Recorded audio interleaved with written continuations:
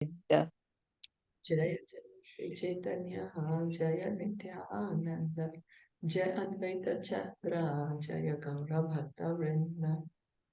Jaya Jaya Shri Caitanya Jaya Nityananda Jaya Advaita Chandra Jaya Gaura Bhakta Vrinda. Can someone please read?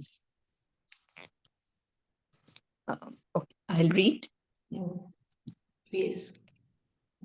According to the Vishnu Puran 6.7, 61 to 6 to 3, the living entities are considered Kshetrajna energy.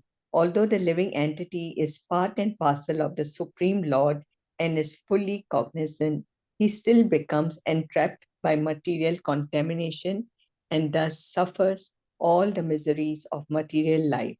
Such living entities live in different ways according to the degree of their entanglement in material nature. The original energy of the Supreme Lord is spiritual and non-different from the Supreme Absolute Truth, Absolute Personality of Godhead.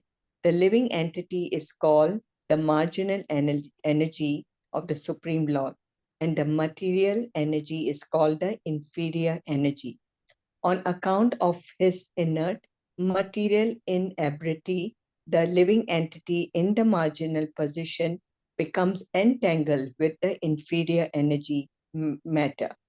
At that time, he forgets his spiritual significance, identifies himself with the material energy, and thereby becomes subjected to the threefold miseries. Only when he is free from such material contamination can he be situated in his proper position. So here, what is the position of the living entity? He's marginal energy. Yeah, marginal. We are marginal. So why we are called marginal? Because we are in between the spiritual energy and the inferior. Yeah, that's right. We are. And so what happens is, because we are very small in size, although we are Sachidananda, we are part and parcel of Krishna. Krishna is Sachidananda, we are Sachidananda. Why is it that Krishna does not come under the control of material energy, but we come? Why? What happens? Um,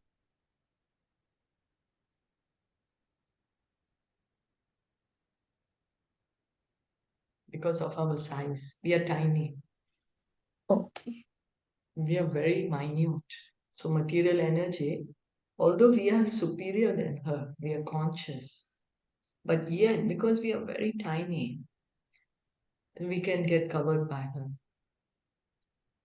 But Krishna, no, he is unlimited. He is the owner of this energy. She belongs to him. So he never gets covered by her. And also, is it because we are conditioned in the body? That's why we are marginal. Yeah, so because we are small, no, we are very tiny. So we need to we need shelter. Now it's our choice. We want to take shelter of spiritual energy or material energy. When we take shelter of material energy, we get conditioned. Then we start thinking, I'm the body. Yeah. Mm. Yeah. So then what is our conditioning? We forget totally that, oh, I am a spirit soul, I am part and parcel of Krishna. Imagine if we can remember, oh my God, I have this, I'm not the body, I'm a spirit soul, part and parcel of Krishna, I have eternal loving relationship with him. We'll say, oh my God, what am I doing in this body then? What am I running for? Like how Dhruv Maharaj, when he sees Krishna, after he does the austerities, he says, I was running for broken piece of glass. And he wanted a kingdom greater than Lord Brahma, means even great. Lord Brahma is the Lord of this entire universe, something greater than him. That also Dhruv Maharaj is calling broken piece of glass, because he has the Supreme Lord. So yeah, we are conditioned because we are inside this body, we have forgotten our true identity. And then that's why we get controlled by these modes of nature, and we get subjected to the threefold misery, the threefold miseries. So then, According to Vedic instructions, one should understand the constitutional position of the living entity, the position of the Lord, the position of the material energy, and their interrelations. First of all, one should try to understand the constitutional position of the Supreme Lord, the personality of Godhead. The Supreme Personality of Godhead has an eternal, cognizant, blissful body, and his spiritual energy is distributed as eternity, knowledge, and bliss. In his blissful identity can be found his pleasure potency. In his eternal identity, he is the cause of everything. And in his cognizant and identity, he is the supreme knowledge.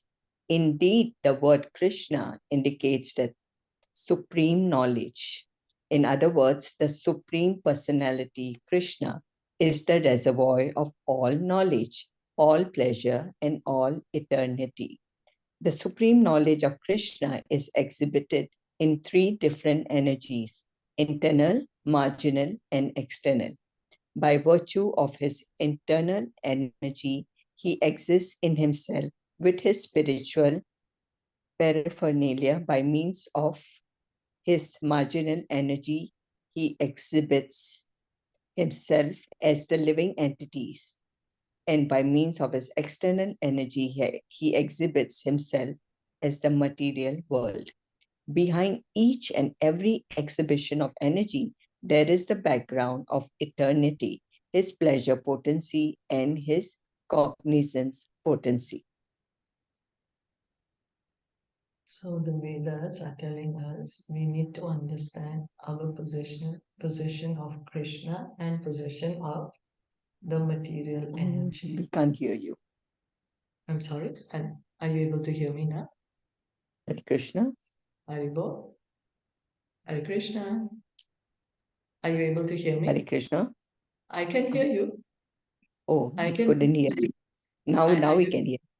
Ah, Now we can okay. hear. It just Oh, suddenly okay. went. Yeah. Oh, okay. Probably my internet. So the Vedas are telling us we should understand who am I, who is God, what is this material world that I am in, and what is the relationship between me and God and this material nature. So the position of the Supreme Lord, we should try to understand it. Krishna says if we try to understand his position, no need to come back to the material world. Janma karma chamir divyam. We just understand him in truth. Not that, oh, yeah, he used to do this lila and that lila, but understanding really his position. Then we'll be able to understand his lila. So, Krishna, his body is Satchid Ananda. He does not have a material body. He's the owner of the material energy. She belongs to him. She's a servant. So his spiritual body is Satchit Ananda, eternal, cognizant, blissful body. And his spiritual energy is distributed as Satchidananda. So in his Ananda, when we are saying Ananda, then there is this Hladini Shakti, pleasure potency, by which he feels pleasure.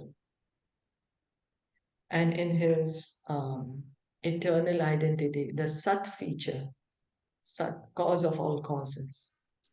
And in the knowledge of cognizant, the chit potency, that's how he has the knowledge that he is the Supreme Lord. He has all this knowledge because he has this potency, Sat Chit Ananda.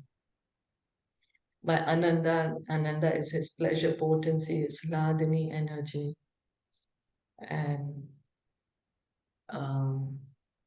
his Sat feature is the cause of all causes, and by his Chit feature is the knowledge of his Supreme Being.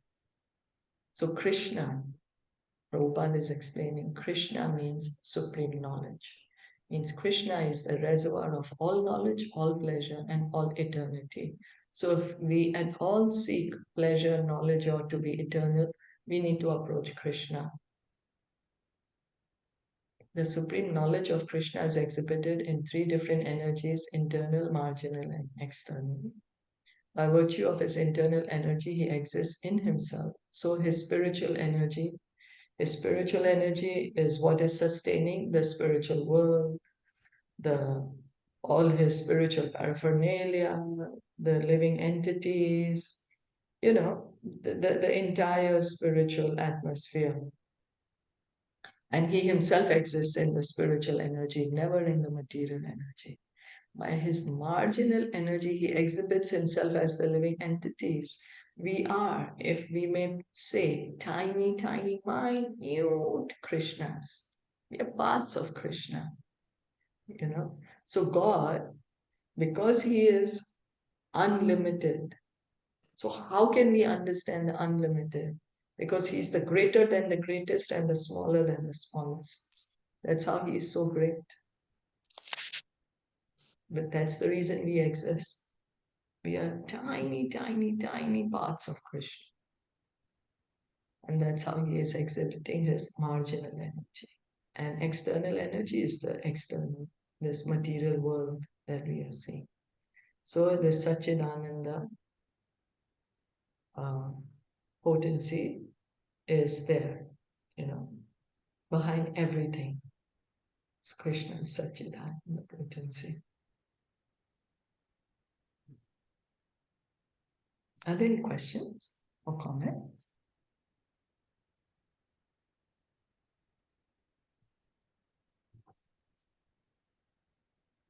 No, then we So continue. the external potency also is Satchit Ananda.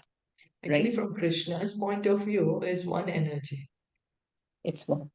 Yeah, from Krishna's point of view, this is his energy. What happens to when we see the energy, it becomes material energy to us. His original energy is the spiritual energy. Just like the electric powerhouse supplies the power. Now we may use the power for heating or for AC. So where Krishna is concerned, his energy is spiritual energy. Yeah, but like see how the living entity also, of course, is minute, but it's still Satchit Yes. Ananda. Yes. So then how about the material energy? So as like Prabhupada would explain, from Krishna's point of view, his energy is the spiritual energy. Because where is this marginal energy coming from? She's expansion of the spiritual energy. Yes. So the original energy is spiritual energy. That's why I said the background of, so behind each and every is spiritual energy. His original energy is the spiritual energy. Right. Like how the spiritual world, then the perverted reflection is the material. Material world. That's right. So, yeah. Yeah.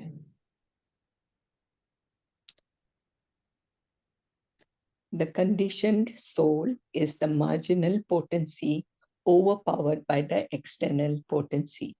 However, when the marginal potency comes under the influence of the spiritual potency, it becomes eligible for love of Godhead. The Supreme Lord enjoys 6 kinds of opulences, and no one can establish that he is formless or that he is without energy. Even someone claims so, his contention is completely opposed to the Vedic instructions. Actually, the Supreme Personality of Godhead is the master of all energies. The living entity, however, being his infinitesimal part and parcel, can be overpowered by the material energy. So all the Vedas claim that God is a person and he has this many, many energies, omnipotent. He has these potencies. All the Vedas say that. And if we say something different, then we are going against the Vedas. So we, as we just said earlier, because we are very tiny, very minute, we have the tendency to come under the influence of Maya. And again, when we choose to come under the spiritual potency, we go back home, back to Godhead. That's why we are called Tatashta, marginal.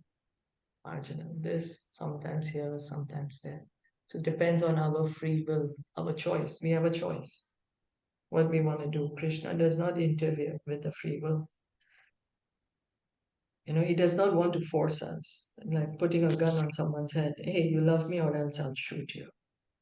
It's not like that. So although we each of us love him, we somehow got this desire to enjoy separate from him. And that's how we came here. And now we are overpowered by the material energy. So the more we engage in devotional service, the more we are taking shelter of the spiritual energy.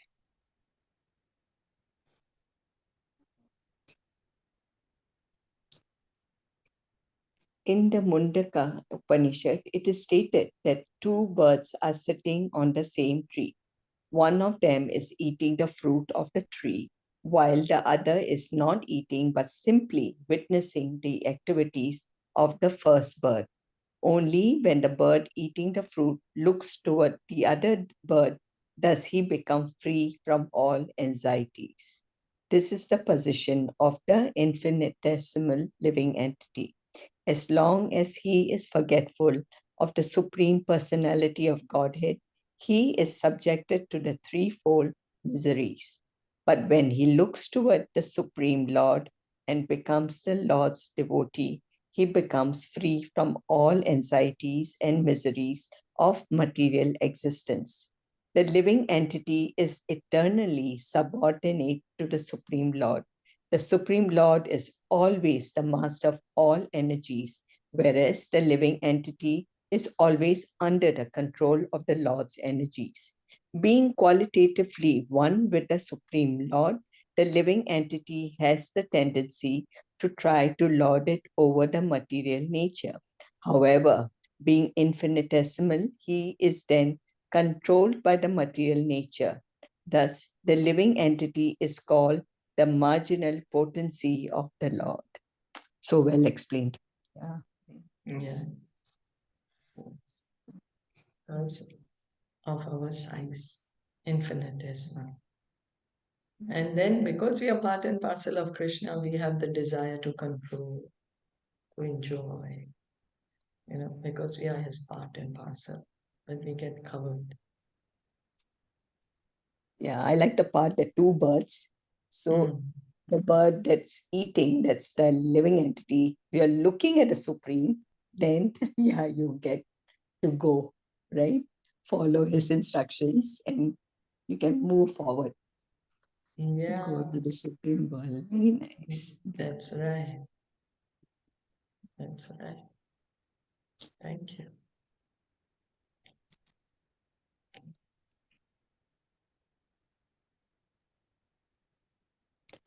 Because the living entity can be controlled by the material nature, he cannot at any stage become one with the Supreme Lord. If the living entity were equal to the Supreme Lord, there would be no possibility of his being controlled by the material energy. In the Bhagavad Gita 7.5, the living entity is described as one of the energies of the Supreme Lord. Although inseparable from the energetic, energy is still energy, and it cannot be equal with the energetic. In other words, the living entity is simultaneously one with and different from the Supreme Lord. The Bhagavad Gita 7.4 to 5 clearly states that earth, water, fire, air, ether, mind, intelligence, and false ego are the 8 elementary energies of the Supreme Lord and are of inferior quality, whereas the living entity is an energy of superior quality. So why we cannot be God? Because we can at any time come under the control of Maya. We may say, no, I don't come under control of Maya. Then what we are doing inside the material body, why we are thinking we are the body, means we can become controlled, but Krishna never becomes controlled. She is his servant, she is his energy. Devi Yesha Gurumaya. Mama Maya Duryaya, my energy. So it's very difficult to overcome. Maya Dyakshena Prakriti. She's under my supervision, she's working. All the scriptures say that. So, but we can't say, oh, material energy belongs to me. Oh, sun, tomorrow, now you don't rise because I want the night to go on longer. I'm tired today, so I want to sleep longer. Cannot, doesn't listen. Not this, we can't do that. Not going to listen to us. So, because we have this tendency to be controlled by Maya, we can never be God. We can never become God. Because at any moment, we have this tendency to become controlled by the material nature. That's why we are called Tatashta, marginal. Marginal. So then Prabhupada is explaining, although there's like sun and sunshine always together, no? So living entity Krishna always together, but yet there's a difference. So one and different, same in quality, but completely different in quantity. Yeah, we cannot state earth, water, fire, air, ether, mind, intelligence, false ego belongs to us. We can never say that, but Krishna can say because it belongs to him. He says, Mama Vamsa Jiva Loke. The living entities are my part and parcel. We cannot say all living entities are my part and parcel. We are not able to take care of, maintain ourselves, what we'll be able to maintain others. So we have to understand our position as minute living entities. Yeah.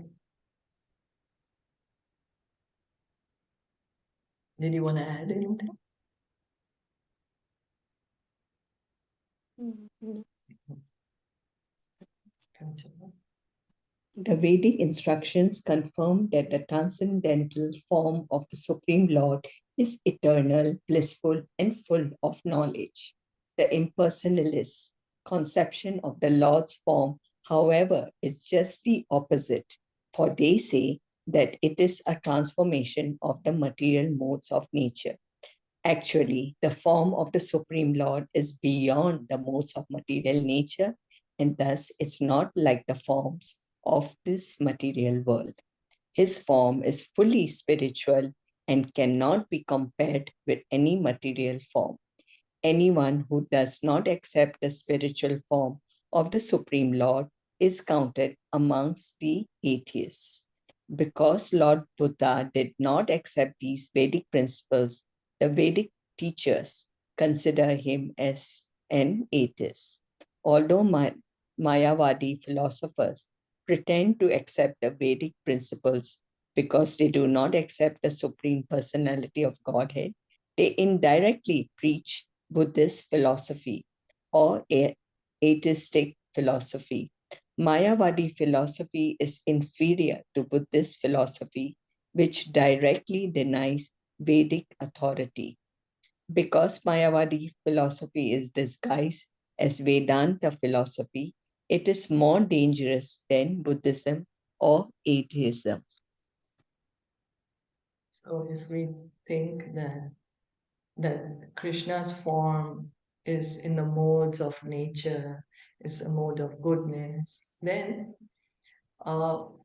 that is against the Vedas.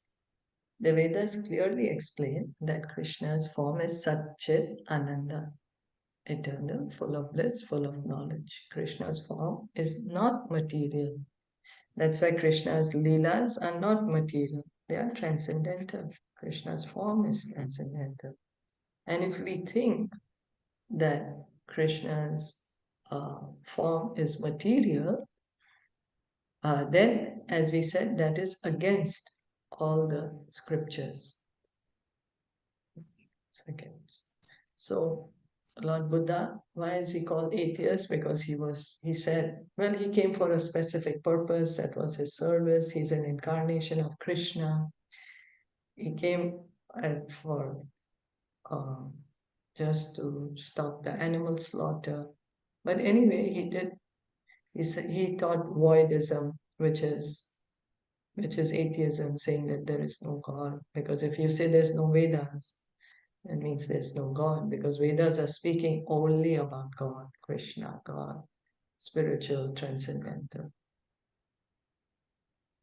So this is what we have to understand, that it's not that God does not have a form and that the modes of nature, the mode of goodness, he gets a form under the mode of goodness. No, Krishna always has a form.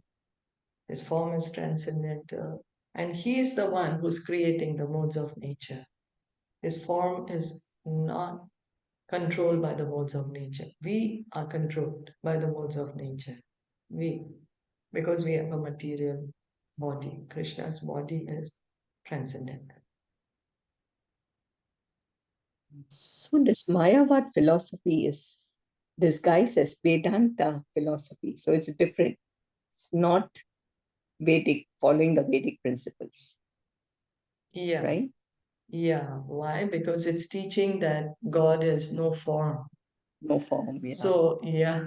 So it's misinterpreting the Vedas. That's why it says it's more dangerous, because one may think, oh, yeah, I am actually following the Vedas.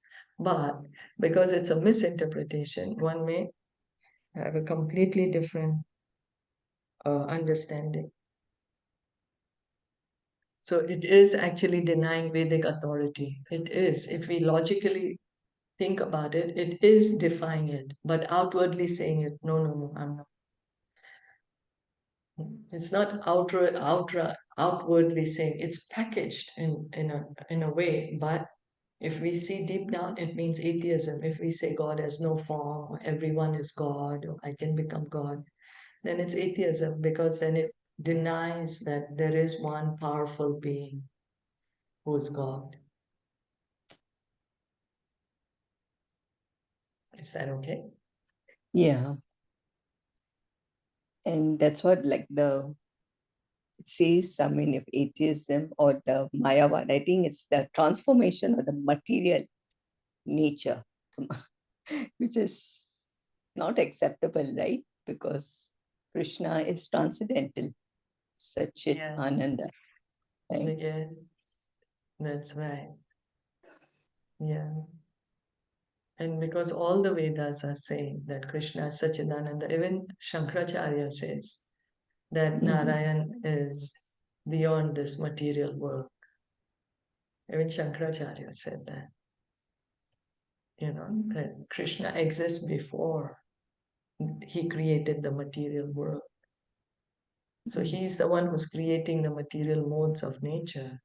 So his form is transcendental. It's not material. So Prabhupada would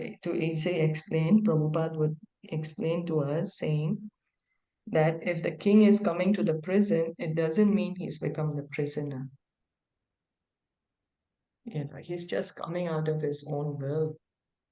And he can leave the prison anytime he wants. And he doesn't need to wear the prison uniform. He comes in his own kingly dress.